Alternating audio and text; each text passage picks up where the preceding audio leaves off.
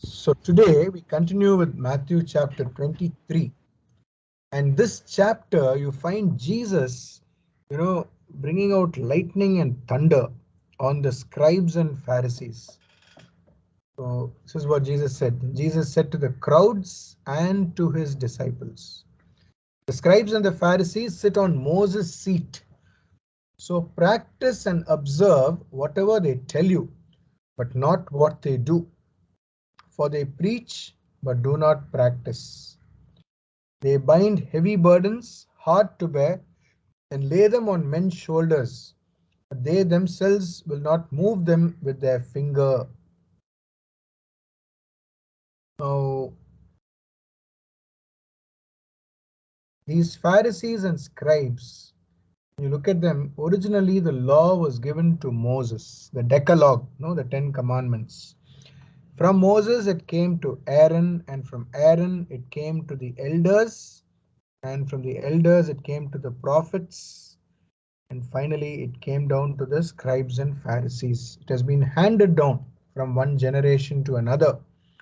And this was given basically so that you may live a life that is in union with God and with one another.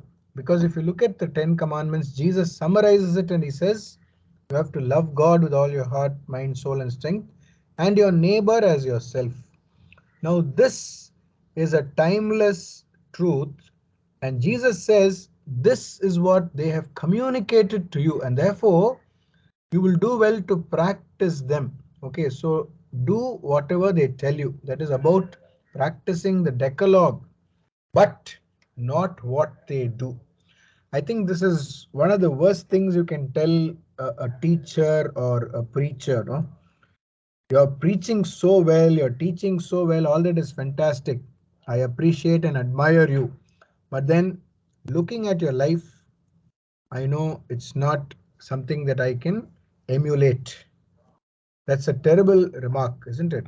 But that is what Jesus is saying. So these people only have lip service, but deep down as people, they were not living the law. They did not understand the spirit of the law. They were just handing down what they learnt. So we understand one thing. You may have knowledge, you may know a lot of things, you may say a lot of things, you may be talented, you may be gifted. All that is there on one side. On the other hand, your inner self, your real personality, your persona as it were, does it reflect what you say? If it doesn't tally, then you're not an integral person. You are saying something and doing something else, then you completely fall through. People can see through you and they will not admire you or appreciate you for what you are. They may like what you say. And that is what Jesus is saying here. It's a terrible thing. So to look at leaders, to look at preachers, to look at anybody in authority and you say, wow, they speak so well, but then their life is not a witness. Paul also speaks about this. He says, if everyone runs a race, and finally, if I am disqualified, then what is the use, So I am supposed to be a leader and a teacher and a big authority because I have experienced the risen Lord. But then if I am disqualified, then what is the use? So we need to be integral people. That is, we say something and follow what we say. Only then can our words have a bearing on people. Otherwise, they will stop listening to you. They will stop following you. So that is what we see among the scribes and the Pharisees. And that is why Jesus was so different from them, because he had that authority and he was a true, genuine person. And so he was able to speak with such boldness. See, his words came like fire and lightning, and it was a lightning that really struck them and it made an impact on them. So the second thing is, religion, if it makes you bow down, if it pulls you to the ground, if it becomes heavy on you, then it is not true religion. Religion should make you fly, should keep you free, should unburden you, and should make you light, and should give you wings. Otherwise, it is not true religion. The law that was given by Moses was multiplied and multiplied into 633 laws, and that became a huge burden for the followers, for the believers. And so religion for them became a very heavy thing. It was like a burden for them. And this was a burden only for the people, not for the leaders who were preaching the commandments. So they did not follow all this, they didn't observe it. They would secretly do all kinds of wrong things. But on the outside, well, people, when they saw them, they seemed to be practicing everything. So they will not move their finger, Jesus says, but they will put loads and loads on people's shoulders and make them carry it.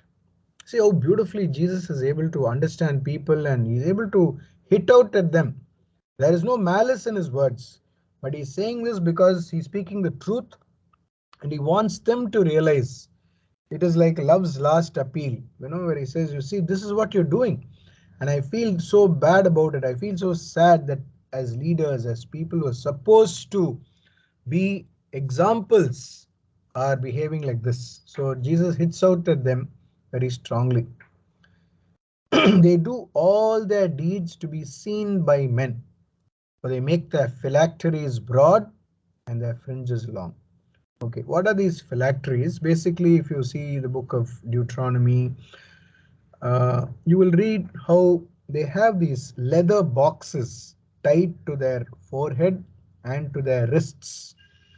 This is basically given by Moses to remind them about the word of God, to remind them about the law, how it is so important to keep God's law. And so they had, you have 4 passages which gives the laws. So they had these boxes which had these 4 scrolls with all these 4 laws written on them. The 10 commandments broken down into 4 parts.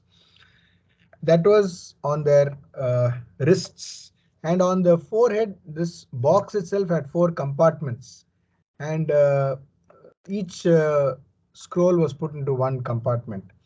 So basically they had to remind themselves, yes, that I need to follow the law. This was something that was given by Moses so that people will really follow God's law seriously and take it seriously.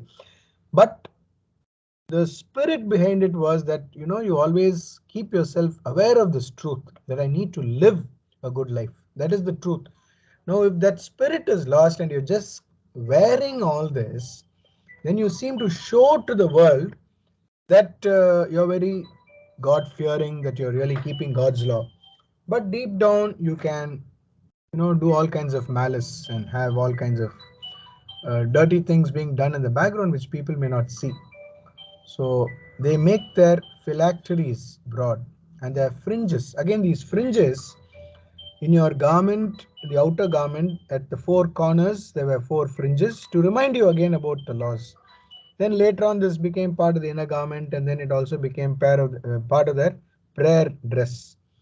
So when you make these fringes long, you show people how pious you are, how religious you are, and how you want to keep God's law. All this, Jesus says, is a show. It's not really in the heart. And they love the place of honor at feasts and the best seats in the synagogues and salutations in the marketplaces and being called rabbi by men. So these Pharisees, they would always go to the front seat because the front seat will face the audience. And then they will look at the audience, and there, when they are on the stage, when they are right in front, they will make a big show of themselves. So people think, wow, this is a very good person, very pious person, very holy person. They give that impression. But deep down, they are full of sin, Jesus will say. And people, they respect them in the marketplace. Wherever they go, they like to be addressed as rabbi, teacher, master. I feel very proud about it. But you are not to be called rabbi, for you have one teacher, and you are all brethren. And call no man your father on earth, for you have one Father who is in heaven. Neither be called masters, for you have one master, the Christ. Okay, so this again becomes a very controversial verse for many people, saying, don't call anyone teacher, don't call anyone father. What Jesus is saying is, remember that your teacher, okay, teacher is God, is the one who teaches you, and God is your father. So he's talking about this heavenly father, in the sense that we all belong to God. We are all children of God, and therefore not to have any distinction. So in that sense, when you say father, because what is happening in the Jewish culture, you start addressing someone as father who is not your regular earthly father, your biological father. You call them father because they are your teachers, they are doing a lot of things for you, so you call them father and you give a lot of respect to them, and in the bargain you forget that you are a child of God.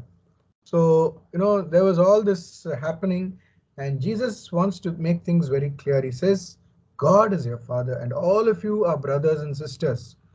Okay, and there is no master and slave anymore, because I am there, I am your Messiah, I am the one who's sent by the Father, and I will be your master. Imitate me. So, calling somebody a master in the sense that you give your all to this person, no, you don't give your all. You go to a master, you go to a learned person, you learn certain things, but then in your heart, you have Jesus as your master. He is your guru, he is your master, and none of us are slaves to any human master. That way, we all become brothers and sisters, we all become equal. We may have certain qualities which make us higher because there is someone who comes to learn from you. But then we remember that I may have that as an attribute, but my basic nature is that I am a child of God. You are also a child of God. And therefore, we are all brothers and sisters. So that is what Jesus is saying. So there is no high and low, distinction here. All of us are equal. See, when we go to church, for instance, there are all kinds of people who come to church: young, old, rich, poor, educated, uneducated. But then inside the church, we are all brothers and sisters, all equal.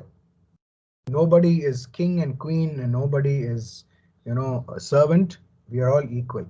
So that is how we need to look at one another. He who is greatest among you shall be your servant. That is why the Pope is called the servant of the servants, because the cardinals and bishops and priests are supposed to be servants of the people. They are serving God's people, and the Pope who is heading them is the servant of the servants.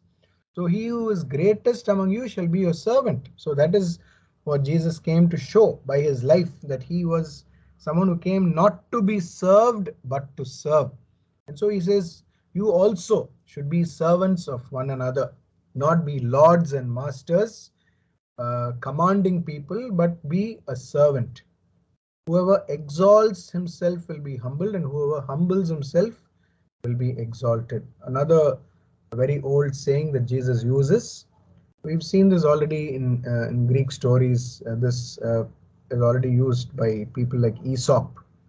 So Jesus uses this because this is another truth that Jesus is giving, that when you humble yourself, God will lift you up, God will exalt you. But if you exalt yourself, you will be humbled.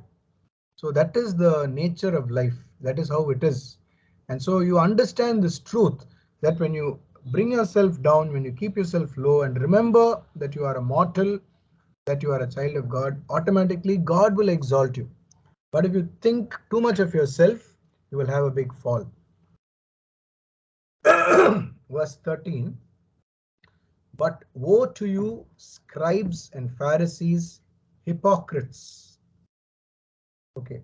The word hypocrite, the Greek word hypocritos, which basically means an actor on the stage who usually plays a certain part in a drama, and he wears a mask.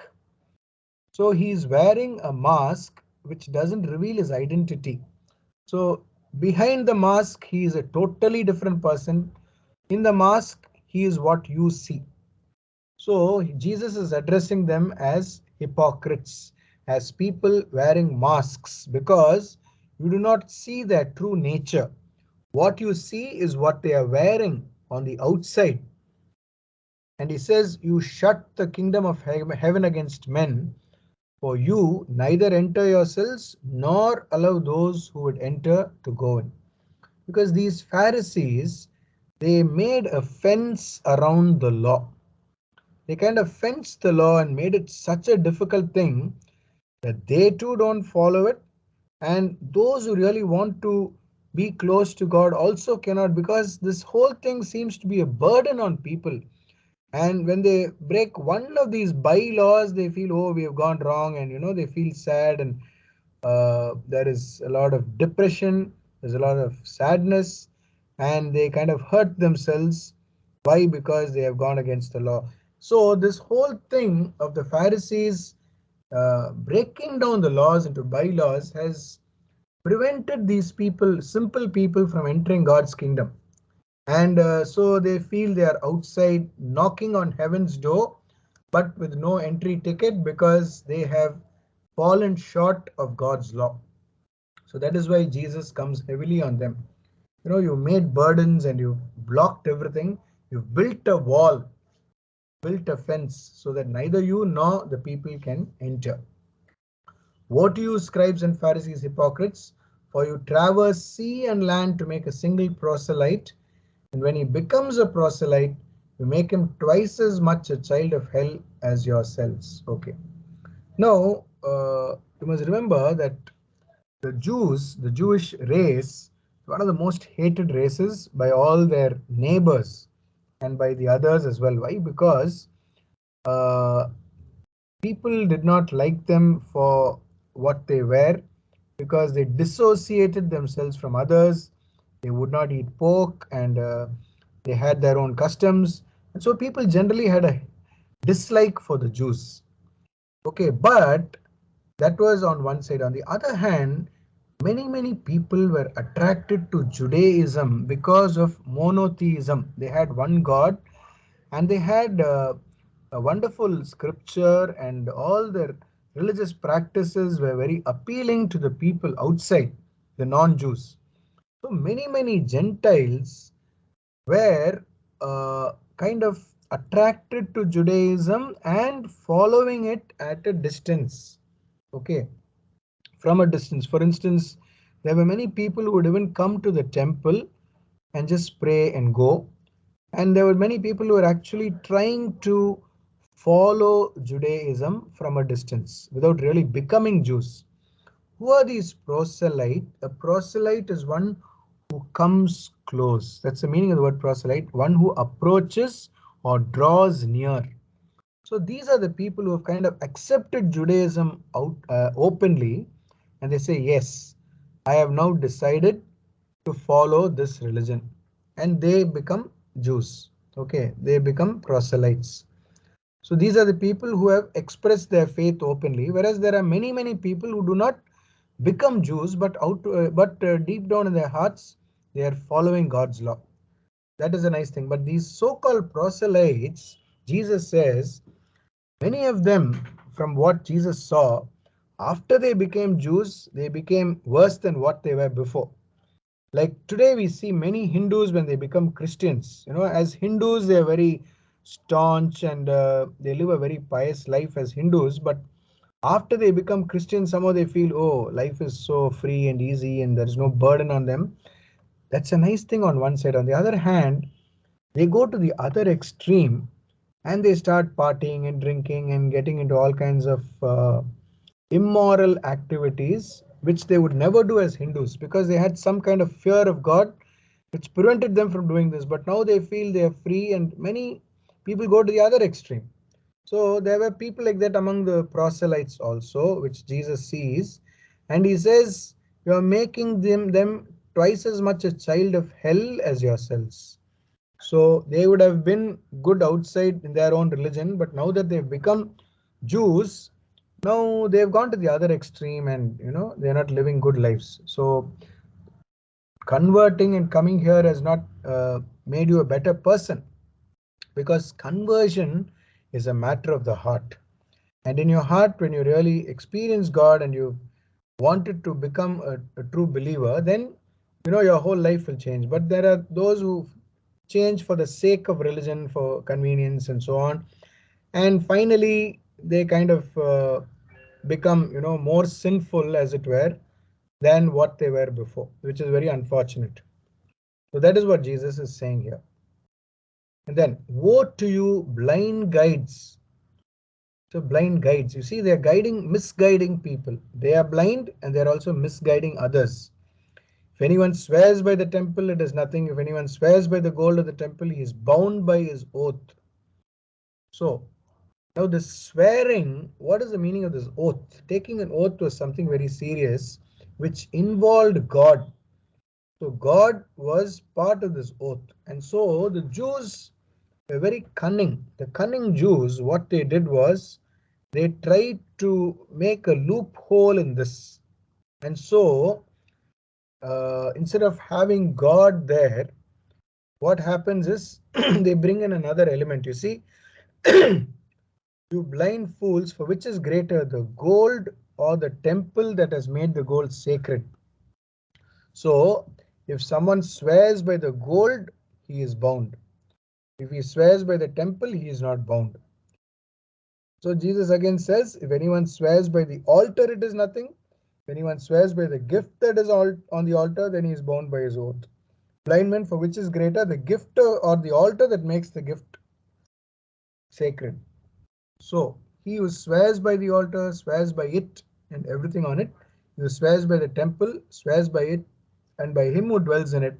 He who swears by heaven, swears by the throne of God and by him who sits upon it. So these Pharisees were trying to kind of find a way so that they will not involve God in the swearing, in the oath, and use something else. And they thought they were very smart, very clever.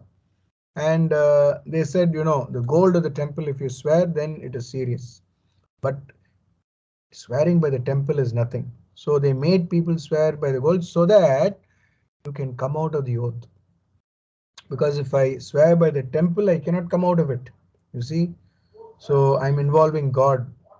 So they tried to even find loopholes here in the law. And they did not want to, keep their oaths. See, that is what you don't have the right spirit. Because if you make an oath, what does it mean? That means you are telling from your innermost self, from your heart, yes, I will be true. I will be true to what I'm saying.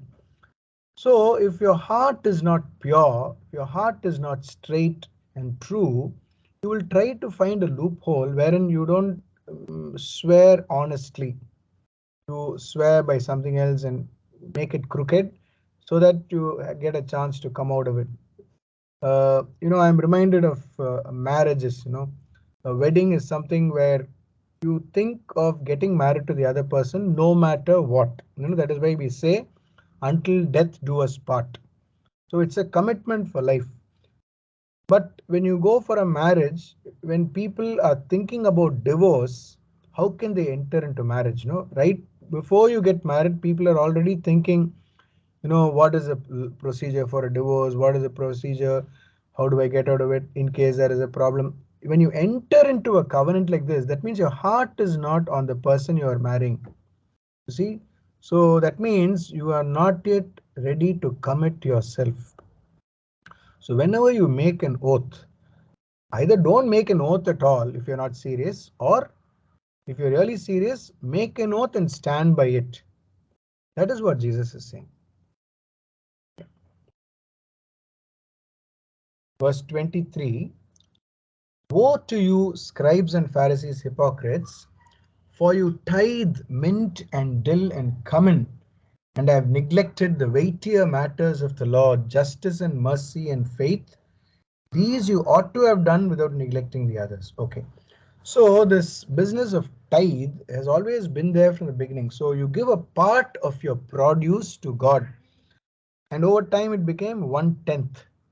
Now the Pharisees and the scribes were so caught up with all the small things, they left out the big things. They went on, and you imagine, supposing you have a small garden in your house, you have this uh, pudina, kotamali, and all these things in your house, how much will you have? You'll have a small place for it. Imagine giving 1/10 of that to God. You'll hardly get anything out of it. And then giving 1/10. So, but the Pharisees and scribes, they insisted that you give a tithe of that. Now, this was so insignificant, Jesus says. Whereas when it comes to matters of justice and mercy and faith, you don't seem to take it very seriously. That is what is important, Jesus says. These things really don't matter. You know, you can discount this. Jesus says without neglecting the others. But what he means is, you see, that is there, okay, but then you don't take that so seriously. What is important is justice and mercy and faith, which you ought to do every day in your life. When dealing with people, are you just, are you merciful, are you kind, are you believing in God when you do something? That is what is important. So the spirit of the law, Jesus keeps saying, is what is important. You blind guides, straining out a gnat and swallowing a camel. Why do they strain out a gnat? What is the meaning? For instance, when you're straining something, the Jews will use a muslin cloth because the cloth is so fine that no insect will pass through it. Supposing you're filtering honey, for instance, you use a muslin cloth so that you get pure honey, which is unadulterated. All the small flies don't go in and fall in. They are so careful there, but then they swallow a camel, he says. So that means you will expose it to something where it becomes dirty and corrupted. So he says your whole value system is all warped, and you don't seem to have a right perspective and a right balance. So that is what Jesus is saying. So when you're looking at important things, give respect to important things. Small things, it doesn't really matter. Woe to you, scribes and Pharisees, hypocrites, for you cleanse the outside of the cup and of the plate, but inside they are full of extortion and rapacity. You blind Pharisee, first clean the inside of the cup and of the plate, that the outside also may be clean. So imagine you have all these cups and plates, their whole insistence is on cleaning the outside, because for sure, when people see it, they look at it and say, wow, it's clean. But inside it's still dirty, which people don't see. So basically, that is what, when you look at your own self, inside yourself, you are full of sin, you're full of corruption, extortion, all kinds of things inside you. But outside, you seem to be very clean. He says physical appearance on the outside is not important. Fine, it is important, but what is more important is what is inside. Because when you pour something into a dirty cup and drink, it's not good for you. Woe to you, scribes and Pharisees, hypocrites, for you are like whitewashed tombs, which outwardly appear beautiful, but within they are full of dead men's bones and all uncleanness. So also outwardly, so you also outwardly appear righteous to men, but within you are full of hypocrisy and iniquity, full of sin. See, what happened was, when you touch one of these tombs, see, when you're passing through the road, they had these tombs on the roads. And if somebody touched the tomb, they'll become unclean. And if you touch that person becomes unclean. So all these laws they had. And so, these tombs were constantly whitewashed and kept clean so that they don't look dirty and they don't appear bad when people accidentally touch them and fall on them. So they would all whitewash all these tombs constantly, regularly. But he says, what is the use? These tombs are outwardly beautiful, but then when you open this tomb, it's full of corruption, right? When you open a tomb, what happens? All of us go to the graveyard. We've all seen, your grandparents or great grandparents or parents that we buried, and you have to open the grave, and when you open the grave, it's all corrupted, right? The whole body is eaten up by worms, and probably only bones are left. So that is there on the inside, but outside we put a lovely tombstone, we do all that. So that is only the outward appearance. He says, so also as human beings, outside you're so nice, so well dressed, so polished, but inside you're so sinful. He says, what is the use? You are blind. You are blind because you cannot see the truth.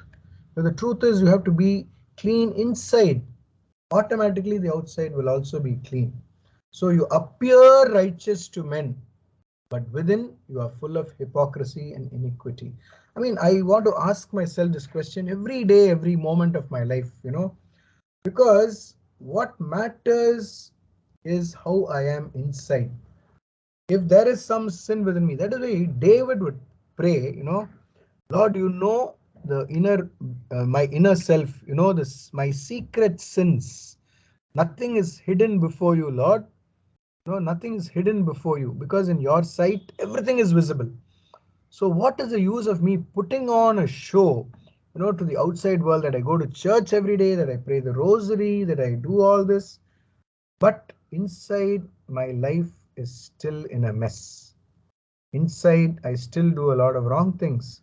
What is the use? That is where I need to change. That is what I need to really yearn for in my inner being. If I don't do that, then all this is a big zero in the eyes of God. All this is a big zero. Because outwardly people say, wow, this person comes for daily mass, comes for Sunday mass, prays the rosary, goes for pilgrimages. Well, all that is a big zero in the eyes of God if inside I'm not genuine. If I'm not really seeking God and really seeking to do His will. So that should be my prayer every day. Lord, fill my heart with purity. Fill my heart with true love for you. That should be my desire, that I am clean inside. Because Jesus, when He looks at us, He looks at us deep within. God has X-ray eyes. God can see right within us and He knows our hearts. So outward appearance is something only people can see and people can judge. That is not the truth. That is why when King David also was chosen, you see in that passage beautifully in the book of Samuel how God tells Samuel, you see, man looks at the outward appearance, God looks at the heart. God looks at your heart. And so what you are inside is what is important. That is what should be beautiful. Woe to you, scribes and Pharisees, hypocrites, verse 29. For you build the tombs of the prophets and adorn the monuments of the righteous, saying, if we had lived in the days of our fathers, we would not have taken part with them in shedding the blood of the prophets.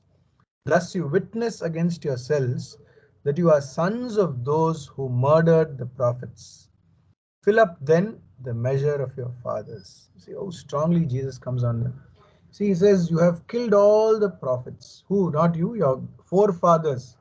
And you continue to build their tombs and adorn their monuments, saying, we would have been different. He says, so, in other words, you're saying, yes, our forefathers were all murderers.